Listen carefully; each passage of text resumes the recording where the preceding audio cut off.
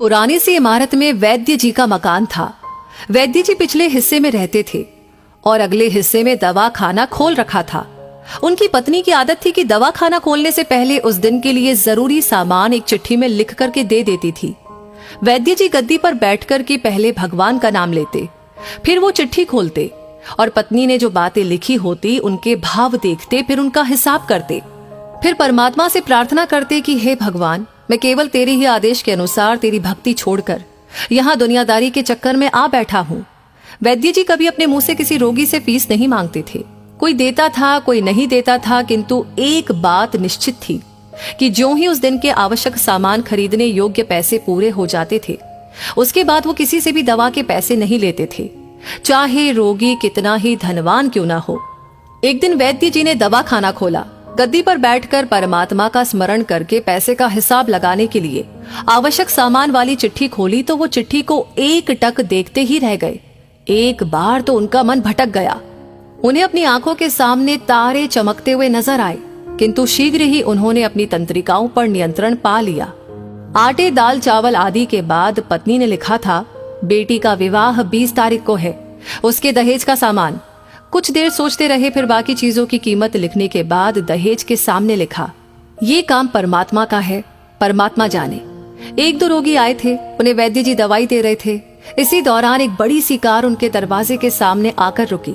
वैद्य जी ने कोई खास तवज्जो नहीं दी, क्योंकि कई कारों वाले उनके पास आते रहते थे। दोनों मरीज दवाई लेकर चले गए। वो सूट बूट में साहब कार से बाहर निकले और नमस्ते करके बेंच पर बैठ गए। वैद्य जी ने कहा कि अगर आपको अपने लिए दवा लेनी है तो इधर स्टूल पर आए, ताकि आपकी नाड़ी देख लूं, और अगर किसी रोगी की दवाई लेकर जाना है तो बीमारी की स्थिति का वर्णन करें।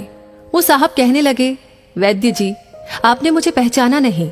मेरा नाम कृष्णलाल है, लेकिन आप मुझे पहचान भी कैसे सकते हैं, क्योंकि मैं 15-16 साल बाद आपके दवाखाने पर आया हूँ। आपको पिछली मुलाकात का हाल सुनाता हूँ, फिर आपको सारी बात याद आ जाएगी।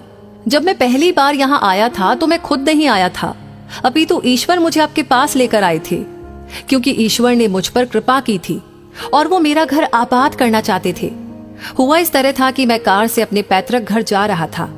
बिल्कुल आपके दवाखाने के सामने हमारी कार पंक्चर हो गई। ड्राइवर कार का पहिया उतारकर पंक्चर लगवाने चला गया। आपने देखा कि गर्मी में मैं कार के पास खड़ा था, तो आप मेरे पास आए और दवाखाने की ओर इशारा किया और कहा कि इधर आकर कुर्सी पर बैठ जाए। फिर मैं कुर्सी पर आकर बैठ गया। ड्राइवर ने कुछ ज्यादा ही देर लगा दी थी। एक छोटी सी बच्ची भी यहाँ पर आपकी मेज के पास खड़ी थी और बार बार कह रही थी, चलो ना बाबा, मुझे भूख लगी है। आप उससे कह रहे थे कि बेटी थोड़ा धीरज धरो, चलते हैं। मैं ये सोचकर इतनी देर से आपके पास बैठा था और मेरे ही कारण आप खाना खाने भी नहीं जा रहे थे। मुझे कोई दवाई खरीद लेनी चाहिए ताकि आप मेरे बैठने का भार महसूस न करें। मैंने कहा कि वैद्य जी, मैं पिछले 5-6 साल से इंग्लैंड में रहकर के कारोबार कर रहा हूँ। इंग्लैंड जाने से पहले मेरी शादी हो गई थी, लेकिन अब तक बच्चे के सुख से वंचित हूँ। यहाँ भी इलाज कराया और वहाँ इंग्लैंड में भी, लेकिन किस्मत ने निराशा के सिवा और कुछ नहीं दिया। आपने कहा था कि मेरे भाई, भगवान से निराश न हो। याद रखो कि उसके कोष में किसी चीज की कोई कमी नहीं है। आस, औलाद, धन, इज्जत, सुख दुख, जीवन, मृत्यु, सब कुछ उसी के हाथ में है। ये किसी वैद्य या डॉक्टर के हाथ में नहीं होता और न ही किसी दवा में होता है। जो कुछ होना होता है वो सब भगवान के आदेश से होता है। औलाद देनी है तो उसी ने देनी है। मुझे याद है आप बातें करते जा रहे थे और साथ साथ पुड़िया भी बनाते जा रहे थे। सभी दवा आपने 2 भागों में विभाजित कर दी, अलग अलग लिफाफों में डाली थी और फिर मुझसे पूछकर आपने एक लिफाफे पर मेरा और दूसरे पर मेरी पत्नी का नाम लिखकर दवा उपयोग करने का तरीका बताया था। मैंने तब वो दवाई ले ली थी, क्योंकि मैं सिर्फ कुछ पैसे आपको देना चाहता था। लेकिन जब दवा लेने के बाद मैंने पैसे पूछे तो आपने कहा था, बस ठीक है। मैंने जोर डाला तो आपने कहा कि आज का खाता बंद हो गया है। मैंने कहा, मुझे आपकी बात समझ नहीं आई। इसी दौरान वहां पर एक और आदमी आया और उसने हमारी चर्चा सुनकर मुझे बताया कि खाता बंद होने का मतलब ये है कि आज के घरेलू खर्च के लिए जितनी राशि वैद्य जी ने भगवान से मांगी थी वो ईश्वर ने उन्हें दे दी है। अधिक पैसे वो ले नहीं सकते। मैं कुछ हैरान हुआ और कुछ दिल में लज्जित भी कि मेरे विचार कितने निम्न थे और ये सरल चित्त वैद्य कितना महान है। मैंने जब घर जाकर पत्नी को औषधि दिखाई और सारी बात बताई तो उसके मुंह से निकला, वो इंसान नहीं, कोई देवता है। और उसकी दी हुई दवा ही हमारे मन की मुराद पूरी करने का कारण बनेंगी। आज मेरे घर में 2 फूल खिले हुए हैं। हम दोनों पति पत्नी हर समय आपके लिए प्रार्थना करते रहते हैं। इतने सालों तक कारोबार ने फुर्सत ही नहीं दी कि स्वयं आकर आपसे धन्यवाद के 2 शब्द कह सके। इतने बरसों बाद आज भारत आया हूँ और कार केवल यहीं पर रोकी है। वैद्य जी, हमारा सारा परिवार इंग्लैंड में सेटल हो चुका है। केवल मेरी एक विधवा बहन अपनी बेटी के साथ भारत में रहती है। हमारी भांजी की शादी इसी महीने की 21 तारीख को होनी है।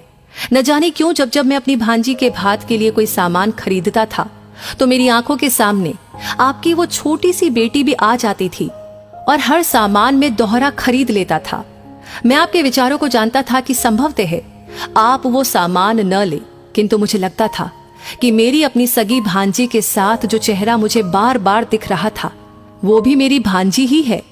मुझे लगता था कि ईश्वर ने इस भांजी के विवाह में भी मुझे भात भरने की जिम्मेदारी दी है।